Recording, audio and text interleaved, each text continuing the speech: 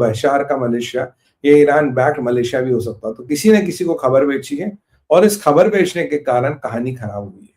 और ये ट्रंप को कहीं ना कहीं पता लग गया होगा, यूएस आर्मी को पता लग गया, and now as a retaliation to that इन्होंने कहा इन पे भी 100% बैन लगा दो, ये भी अमेरिका नहीं आ सकते, इनका कोई लेना ना अमेरिका नहीं। और याद कीजिए सीरियन प्रेसिडेंट कुछ दिन पहले अमेरिका आया था, सेंटकॉम के जो बॉस है, जनरल है,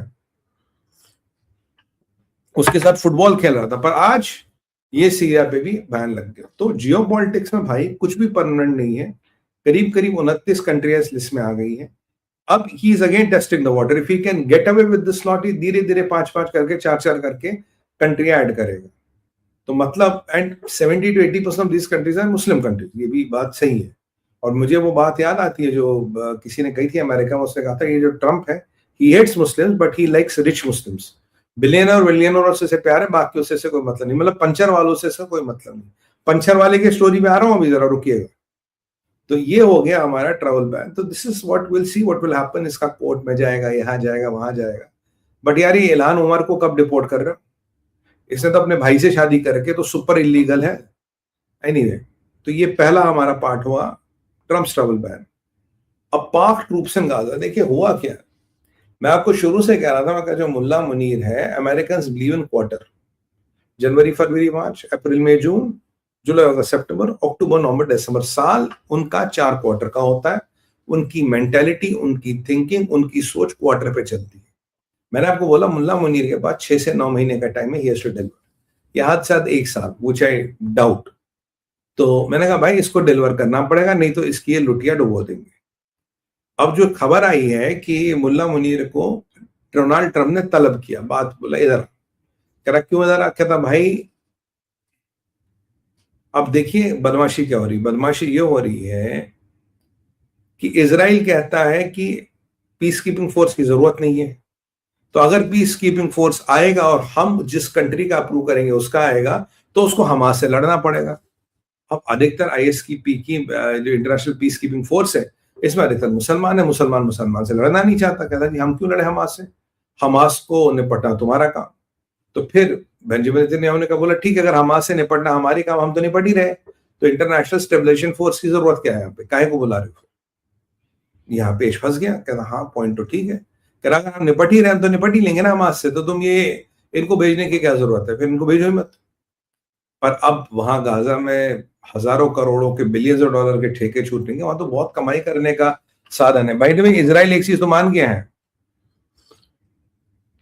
अमेरिका के कहने पे जो मलबा उठाने का खर्चा वो इजराइल देगा, बनाने का खर्चा इजराइल नहीं देगा, मलबा उठाने का खर्चा इजराइल देगा। अभी कहते हैं दुनिया में सबसे ज्यादा मलबा अगर कहीं है तो वो गाजा में है। मुझे नंबर स्किपिंग में मैंने एक शो पे आपको बताया था, दुनिया में सबसे ज्यादा मलबा अगर कहीं है तो वो गाजा में है। तो इजराइल कहता जी मैं तो उठाने के पैसे दूंगा, बनाने के मेरे पास है। अब हरे को उस भाई खरबूजा कटेगा तो बटेगा, हरे को कुछ ना कुछ चाहिए। और इस चक्कर में हो रही है बहुत बड़ी जंग। बहुत बड़ी जंग क्या मतलब, बहुत बड़ा लेना देना हो रहा है। अब ट्रंप चाहता है कि पाकिस्तान अपने सिपाही भेज दे गाजा में। अब याद कीजिए शाह डार ने कहा था मैं सिपाही गाजा भेजने को तैयार हूं, पर वो हमास के साथ नहीं लड़ेंगे, हमास हमारा काम नहीं। बेंजामिन नेतन्याहू कह रहे भाई अगर तुम हमास से नहीं लड़ोगे तो फिर तुम्हारी जरूरत क्या, तो फिर निपट ही रहे। अब एक ऐसी परिस्थिति चाहिए हमास से लड़े भी और ना भी लड़े। अगर मैं इसको हिंदी में बोलूं तो एक वर्ड होता है इंग्लिश में ग्राइंडर मीट, जो आगे के सिपाही होंगे जो मरेंगे ही मरेंगे, वो हमें चाहिए। तो वो उसकी व्यवस्था पाकिस्तान से कर रहा है। और ट्रंप ने कहा था इसको भाई रिकॉर्ड हमें दिला, ग्वादर का पोर्ट चाहिए, ग्वादर का एयरपोर्ट चाहिए, और मुझे तेरे सिपाही चाहिए, मैं दुनिया में जहां भेज दूं तू सवाल नहीं पूछेगा। अब मुल्ला मुनीर की प्रॉब्लम ये कि सिपाही देगा तो जो मौलाना डीजल वगैरह ये सड़क पे आ जाएंगे, ये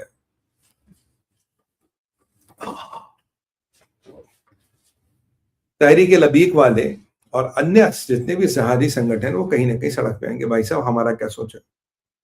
और ओवरऑल पूरे इस्लामिक वर्ल्ड में और पाकिस्तान में यूनिटी, तो भाई तुमने सिपाही हमारे यहूदियों की खिदमत के लिए भेज दिए, यहूदियों की रक्षा के लिए भेज दिए, उन्हें घंटा समझ नहीं आता कि वहां हो क्या रहा है। अब पढ़ा लिखा कोई तो समझ आए ना, सब तो मदरसा फेल है। तो एक रिलीजियस बैकलैश, एक धार्मिक बैकलैश होने का पूरा पूरा चांस है। इसलिए मुल्ला मुनीर की समस्या है कि वो सिपाही भेजे ना भेजे, और वो ट्रंप को आनाकानी करा होगा ट्रम्प ने कहा भाई इधर आकर से बात करनी है। अब की बार जो ट्रम्प ने बुलाया वो सॉफ्टवेयर अपग्रेड करने के लिए बुलाया, तो मुल्ला मुनीर जा रहा है। और मुल्ला मुनीर की एक और समस्या है, 25,000 या 24,000 सिपाही सऊदी को कमिट कर दिए, 20,000 ये मांगेगा। तो भाई अगर फौज 5 लाख की है, जो उसमें एक्टिव सिपाही होता है 3-3.5 लाख होता, बाकी लॉजिस्टिक्स है, सपोर्ट है, इंजीनियरिंग है, मैकेनिक्स है। अगर मैं 3.5-4 लाख की फौज में से 45,000 सिपाही निकालूं, मेरे देश के बाजे पड़े पड़े हैं, मेरे को सब ठोक रहे हैं, कोई दाएं से ठोक रहा, कोई बाएं से ठोक रहा, और मैं अपना 10-15% एक्टिव सिपाही निकाल के आधों को सऊदी भेजता हूँ और आधों को जो हम गाजा भेजता हूँ। और ये सिपाहियों का लेवल और स्तर बाकी सिपाहियों से ऊपर चाहिए। अब जो बाकी हमारे ठुके हुए पिटे हुए सिपाही है पाकिस्तान के, उनको तो नहीं भेज सकते। तो you need to send those high calibre man. तो अगर मैं वो निकालूं, कहां से निकालूं? और अगर उनकी जगह रिप्लेस होगा, क्या होगा? क्या पाकिस्तान की सुरक्षा को दरकिनार करते हुए कि हम ट्रंप की सुरक्षा करें? सवाल ये है। अब यहां मामला हो गया खराब खराब, बॉस ऐसे तो नहीं चलेगा। तो ये आग नाकानी करो, ट्रंप इधर आओ, अब देखो ट्रंप इसकी तबीयत से लगाएगा वहां पे। और अगर अब फंस गए ट्रंप के चक्कर में, Trump will ask for delivery. मैंने आपको कहा था 6 से 9 महीने का इस पास टाइम है। ट्रंप विल आस्क हिम इस क्वार्टर क्या करेगा, अगले क्वार्टर क्या करेगा। You have to understand the mindset of America that works for quarter. क्या करके देगा भाई? मुझे बता क्या माइलस्टोन है तेरे? पैसा वैसा तो दे दिया, इसके बच्चों को सिटीजनशिप दे दी, सब दे दिया। बोला यार हमारा काम कब होगा मियाँ? तो यहां मुल्ला मुनीर फंस गया धर्म संकट में।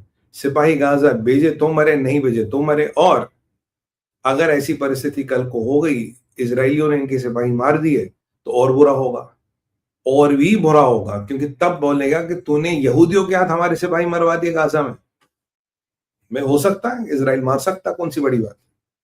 तो यहां ट्रंप का मीटर और फंस गया।